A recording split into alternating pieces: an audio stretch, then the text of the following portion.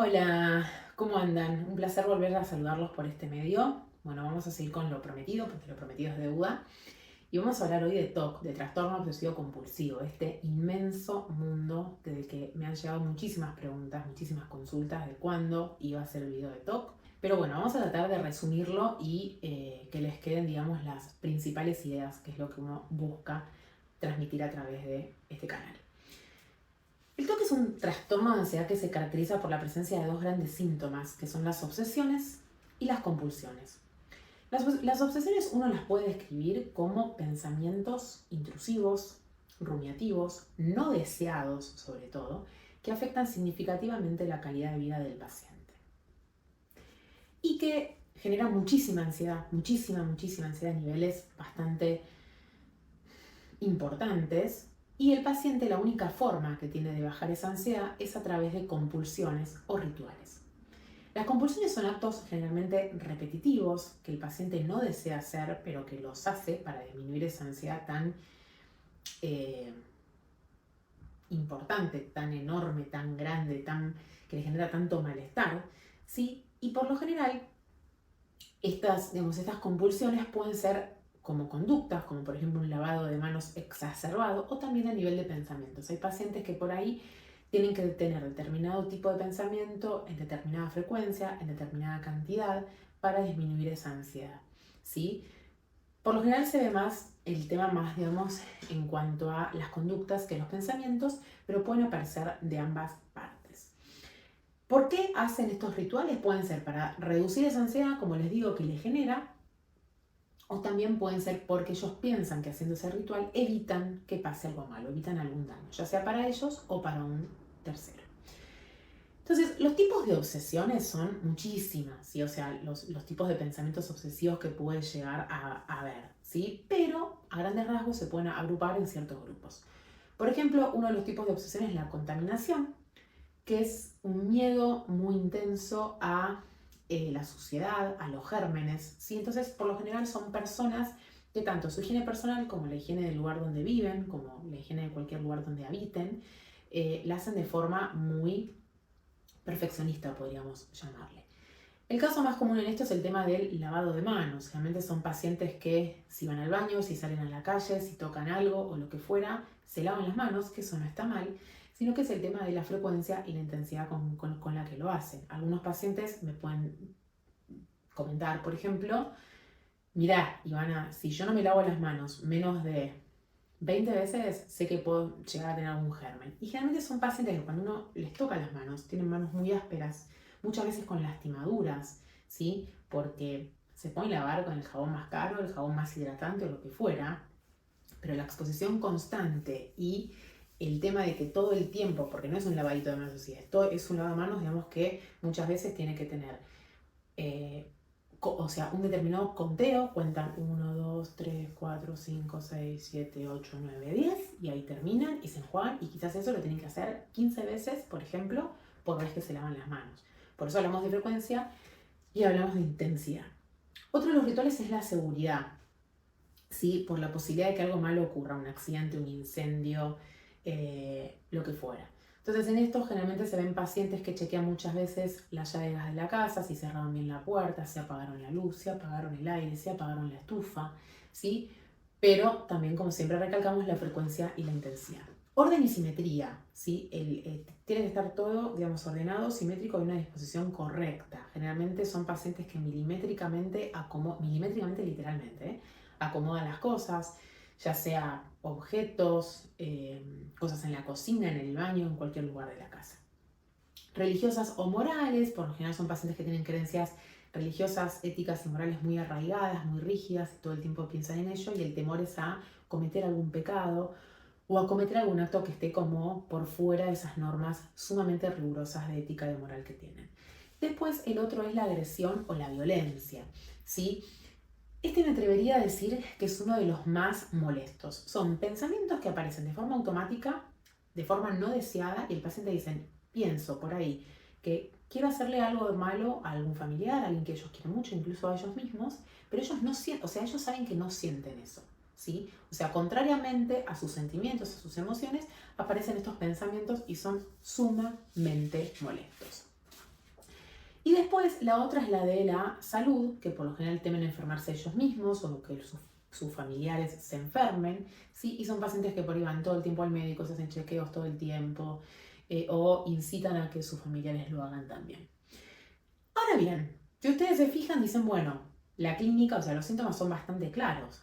Sí, pero así todo, uno tiene que evaluar dos cosas sumamente importantes del tema de las obsesiones y las compulsiones. Uno es el grado de severidad, o sea, cuán severo es el cuadro. Esto generalmente se mide con la frecuencia y con la intensidad que el paciente tiene en cuanto a los rituales. El otro es el tema del tiempo que se pierde en estas cuestiones. Son pacientes que dicen, me la paso horas adentro del baño lavándome las manos, me la paso horas diciendo, o sea, contando hasta 1000 veces, me la paso horas chequeando la llave del gas. Entonces son pacientes que incumplen por ahí en llegar puntuales a su trabajo o a alguna reunión familiar que tengan, o a la facultad, o a, por ejemplo, el colegio también, o que no necesariamente van a llegar tarde, pero que pierden mucho tiempo en hacer otras actividades importantes de su vida diaria. Por lo general, el diagnóstico lo hacemos con la clínica y hay una escala que se llama la EBOX, que es la escala de Yale and Brown, que lo que hace es medir la severidad, como les comenté hace un ratito, la severidad del cuadro, el tiempo y la resistencia de esas obsesiones y compulsiones. Resistencia se refiere a cuán presentes están. Muchas veces hay, o sea, si bien por lo general hay un tipo de obsesión que es como la más importante, hay algunos pacientes que pueden llegar a tener 2 o hasta 3 ideas obsesivas. ¿Sí? Por ejemplo, qué sé yo, salud, orden y simetría y contaminación. O hay pacientes que tienen una sola. ¿Sí? Siempre igual, si es más de una, por lo general hay una que es la prevalente, que es la más importante y la que predomina por encima de todos. Por lo general, el tratamiento es la terapia cognitivo-conductual. Primero identificar qué es eso que lo pone tan mal, que lo angustia, identificar esa obsesión. Y por lo general, cuando el paciente empieza a responder al tratamiento, disminuye la frecuencia y la intensidad de los rituales, de las compulsiones, de las conductas, ¿sí? Después, o sea, consecuentemente pueden disminuir esos pensamientos irracionales que llevan a las obsesiones. Pero por lo general primero disminuyen los rituales y después esos pensamientos. Incluso los pacientes a veces dicen, ¿sabes qué? Ponele, en vez de lavarme las manos 20 veces, me las lavo 5 y me queda el pensamiento de, che, te queda todavía el lavarte 15 veces más. Pero puedo manejar la ansiedad, no me vence el pensamiento y puedo seguir con mi vida. Entonces, ¿esto qué hace? Que el paciente tenga más tiempo para él y que gane más confianza. Y también, en cierta forma, dependiendo cuál es esa obsesión que tengan, se puede utilizar la exposición gradual y controlada. Por ejemplo, pacientes que no salen a la calle por temor a enfermarse, ¿sí? Por temor a exponerse a los gérmenes, como dicen ellos. Bueno, eso es una exposición gradual y controlada, ¿sí? De a poquito, para que no haya frustración. Por lo general, el tratamiento psiquiátrico consta de antidepresivos, que son los inhibidores selectivos de la recaptación de serotonina, los antidepresivos duales, a dosis altas por lo general. Los más utilizados son la sertralina, la fluoxetina y la fluoxamina, ¿sí? Hay un videito que les hice hace un tiempito sobre antidepresivos que habla de todo este grupito. Y muchas veces, si bien la dosis tiene que ser muy cauteloso, tiene que ir aumentándola de a poquito por el tema de los efectos secundarios, para ver cómo va respondiendo el paciente. Por lo general, al principio, hasta que el paciente se estabiliza y mejora, se hacen controles psiquiátricos cada 15 o 20 días. Pero en algunos casos hace falta agregar otro grupo de antidepresivos que son los antipsicóticos atípicos. Hay un video de antipsicóticos también para que vean. ¿Por qué los atípicos y no los típicos? Porque los atípicos tienen menor perfil de efectos secundarios y aparte que por los estudios científicos que se han hecho tienen nivel de evidencia A, que es el nivel de evidencia más alta a nivel científico, ¿sí? El que mejor resultado da es la risperidona, después puede ser la quetiapina y la olanzapina. Entonces siempre es importante cuando el paciente que tiene TOC empieza un tratamiento psicológico y psiquiátrico, darle las pautas de alarma. ¿Cuáles son? Fíjate cómo están estos rituales, fíjate si disminuyen, fíjate cómo están tus pensamientos, cuánto afectan tu calidad de vida, ¿sí? Y es importante también detectar si hay ideas de desesperanza, de culpa, ¿sí? O algún pensamiento suicida, porque al igual que el trastorno de ansiedad generalizada, que hablamos en el video anterior, el TOC tiene una alta comorbilidad con el trastorno depresivo mayor. Entonces tenemos que estar atentos a esos síntomas y qué mejor manera de explicarles al paciente que esto puede llegar a pasar, entonces que esté atento a cualquier cosita que nos vaya comentando.